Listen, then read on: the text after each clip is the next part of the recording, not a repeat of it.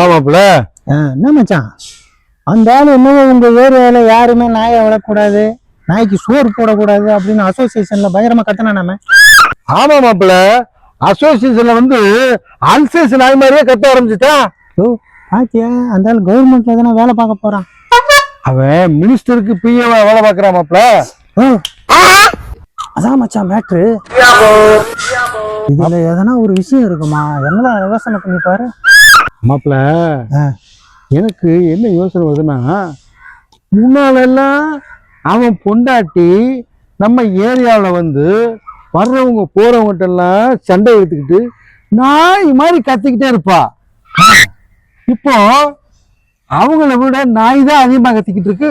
அதான் மச்சான், நம்ம பொண்டாட்டியோட பவர் கம்மியா போச்சுன்னு சொல்லி நாயை ஓடிக்கணும்னு அவன் சொல்றான் மச்சான்.